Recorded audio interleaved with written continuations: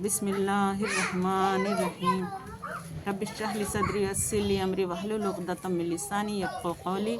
Rabbi ज़िदनी इल्मा rabbi ज़िदनी इल्मा rabbi ज़िदनी इल्मा वमा अलैना इल्लल बलागुल मुबीन। अस्सलामु अलैकुम रहमतुल्लाहि व बरकातुहू। मेरे पीछे आप लोग एक समंदर देख रहे हैं और इस सूरज डूबने का खूबसूरत सा मंज़र है। और ये मलेशिया का लंकावी का समंदर है। और आइए इन समंदर की लहरों को, यहाँ के माहौल को गवाह बनाते हैं कि हमने यहाँ बैठकर तिलावत कुरान की थी और आप सबने सुना था। अल्लाह पाक इसे कबूल फरमाए और हमारे हक़ में निजात का ज़रिया बनाए। आमीन या रब्बुल आलमीन। बिस्मिल्लाहिर्रहमानिर्रहीम। फ़इन आमनू बिमिस्लि मा आमन्तु बिही फ़क़द इह्तदौ व इन तवल्लौ फ़इन्नमा हुम फ़ी शिक़ाक़ फ़सयक्फ़ीकहुमुल्लाह व हुवस समीउल अलीम।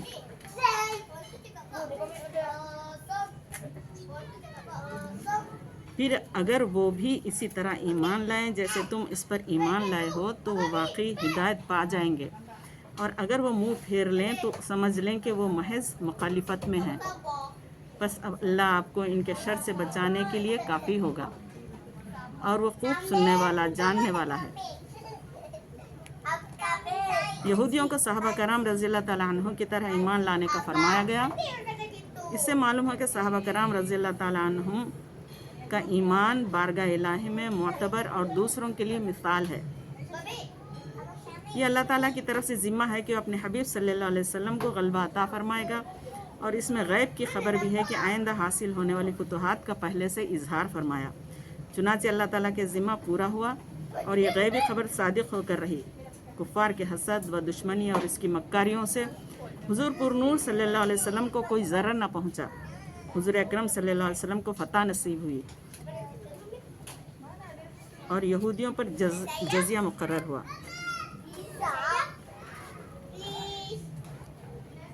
सिब्ग़तल्लाह वमन अहसनु मिनल्लाहि सिब्ग़तन व नहनु लहू आबिदून। कह दो हम अल्लाह के रंग में रंगे गए हैं और किसी का रंग अल्लाह के रंग से बेहतर है और हम तो उसी की इबादत गुजार हैं। जिस तरह रंग कपड़े के ज़ाहिर व बातिन में सरात कर जाता है, इसी तरह अल्लाह ताला के दीन के सच्चे अक़ायद हमारे रग व पे में समा गए हैं। हमारा ज़ाहिर व बातिन उसके रंग में रंग गया है। हमारा रंग ज़ाहिरी रंग नहीं जो कुछ फ़ायदा ना दे, बल्कि नुफूस को पाक करता है। ज़ाहिर में इसके आसार हमारे अमाल से नमूदार होते हैं। ईसाइयों का तरीक़ा ये था कि जब अपने दीन में किसी को दाखिल करते या इनके यहाँ कोई बच्चा पैदा होता तो पानी में ज़र्द रंग डालकर इसमें इस शख्स या बच्चे को गोता देते और कहते कि अब यह सच्चा ईसाई हो गया। इसका इस आयत में रद्द फरमाया गया कि ज़ाहिरी रंग किसी काम का नहीं।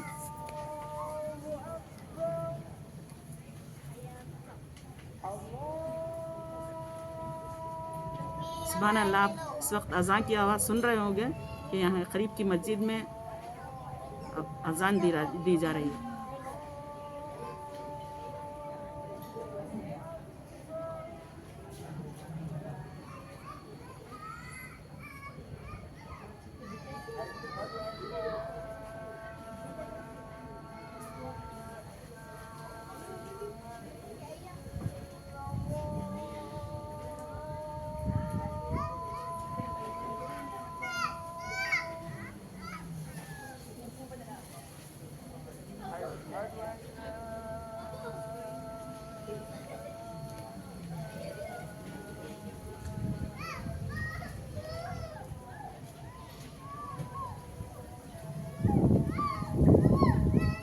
बिस्मिल्लाहिर्रहमानिर्रहीम। कुल अतुहाज्जुनना फिल्लाहि व हुवा रब्बुना व रब्बुकुम वलना आमालुना वलकुम आमालुकुम व नहनु लहू मुखलिसून। फरमा दें, क्या तुम अल्लाह के बारे में हमसे झगड़ा करते हो, हालांकि वो हमारा भी रब है और तुम्हारा भी, और हमारे लिए हमारे अमाल और तुम्हारे लिए तुम्हारे अमाल हैं, और हम तो खालिसतन इसी के हो चुके हैं।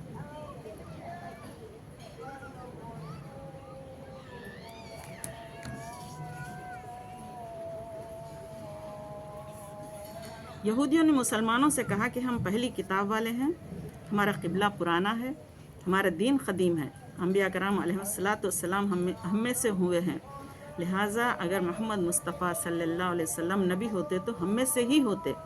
اس پر یہ آیت مبارکہ نازل ہوئی، اور نبی کریم صلی اللہ علیہ وسلم کے ذریعے ان سے فرمایا گیا کہ ہمارا اور تمہارا سب کا رب اللہ تعالیٰ ہے، اسے اختیار ہے کہ اپنے بندوں میں سے جسے چاہے نبی بنائے، عرب میں سے ہو یا دوسروں میں سے، یعنی ہم کسی دوسرے کو اللہ تعالیٰ کے ساتھ شریک نہیں کرتے اور عبادت و اطاعت خالص اسی کے لیے کرتے ہیں تو عزت کے مستحق ہیں۔ نیز خالص اللہ تعالیٰ کا وہی ہوتا ہے جو اس کے رسول صلی اللہ علیہ وسلم کا ہو جائے، اور جو رسول صلی اللہ علیہ وسلم کا ہو گیا وہ اللہ تعالیٰ کا ہو گیا۔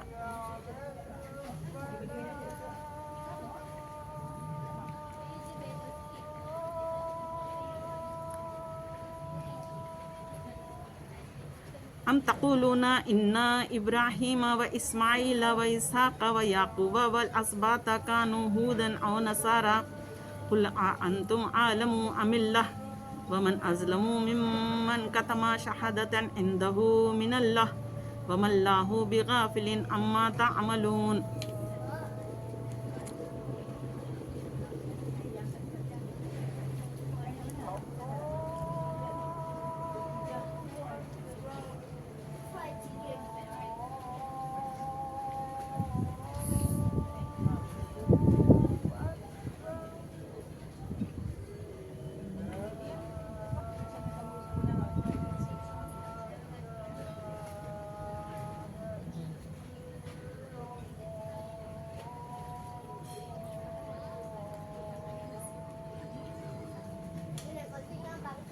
یہ خاموش سمندر کی لہریں اور اللہ پاک کے نام کی گونجتی آواز، یقین جانیے بڑا روح پرور منظر ہے۔ یہ ڈوبتا سورج اللہ کی عبادت کرتے ہوئے ڈوبتا ہے۔ اللہ تعالیٰ ہمیں عمل کی توفیق عطا فرمائے اور اس خوبصورت منظر کو ہم گواہ بنا کر کہیں کہ اے اللہ، ہم نے یہاں بیٹھ کر تیری کلام کی تلاوت کی تھی اور تیرا ذکر پاک کیا تھا۔ 140 میں اللہ پاک نے فرمایا کہ اے اہل کتاب، کیا تم یہ کہتے ہو کہ ابراہیم اور اسماعیل اور اسحاق اور یعقوب علیہ السلام اور ان کے بیٹے یہودی یا نصرانی تھے؟ فرما دیں کیا تم زیادہ جانتے ہو یا اللہ؟ اور اس سے بڑھ کر ظالم کون ہوگا جس گواہی کو چھپائے جو اس کے پاس اللہ کی طرف سے کتاب میں موجود ہے، اور اللہ تمہارے کاموں سے بے خبر نہیں۔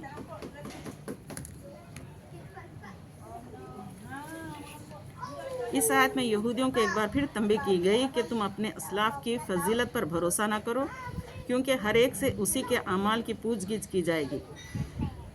اس میں ان مسلمانوں کے لیے بھی نصیحت ہے جو اپنے ماں باپ یا اپنے پیر و مرشد وغیرہ کے نیک اعمال پر بھروسہ کر کے خود نیکیوں سے دور اور گناہوں سے ملوث ہوتے ہیں۔ سيقول السفهاء من الناس ما ولاهم عن قبلتهم التي كانوا عليها قل لله المشرق والمغرب يهدي من يشاء إلى صراط مستقيم۔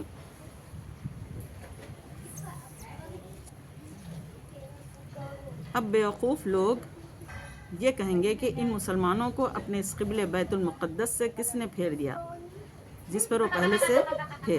آپ فرما دیں مشرق و مغرب سب اللہ ہی کے لیے ہے، وہ جسے چاہتا ہے سیدھی راہ پر ڈال دیتا ہے۔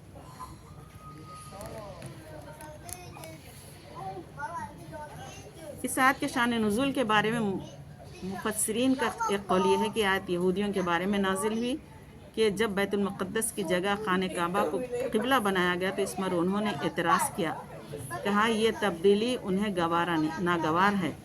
دوسرا قول یہ ہے کہ یہ آیت مکے کے مشرکین کے بارے میں نازل ہوئی کہ جب قبلہ تبدیل ہوا تو انہوں نے آپس میں کہا کہ محمد مصطفیٰ صلی اللہ علیہ وسلم اپنے دین کے بارے میں تردد کا شکار ہے، اور ابھی تک ان کے دل میں اپنی ولادت گاہ یعنی مکہ مکرمہ کا اشتیاق موجود ہے، لہٰذا جب انہوں نے تمہارے شہر کی طرف توجہ کر لی ہے تو ہو سکتا ہے کہ وہ تمہارے دین کی طرف بھی لوٹ آئیں۔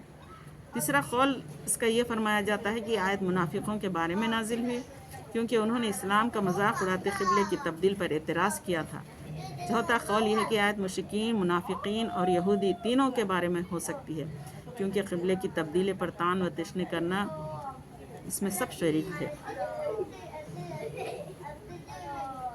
قبلے کی تبدیلی پر اعتراض کرنے والے کو بیوقوف اس لیے کہا گیا کہ ایک واضح بات پر اعتراض کر رہے تھے، کیونکہ سابقہ انبیاء کرام علیہ السلام نے نبی پاک صلی اللہ علیہ وسلم کے خصائص میں آپ کا لقب ذوالقبلتین یعنی دو قبلوں والا بھی ذکر فرمایا تھا، اور قبلے کی تبدیلی تو اس بات کی دلیل تھی کہ وہی نبی ہیں جن کی پہلے انبیاء کرام علیہ السلام خبر دیتے آئے ہیں، تو صداقت کی دلیل کو تسلیم کرنے کی بجائے اسی پر اعتراض کرنا حماقت ہے، اس لیے انہیں بیوقوف کہا گیا۔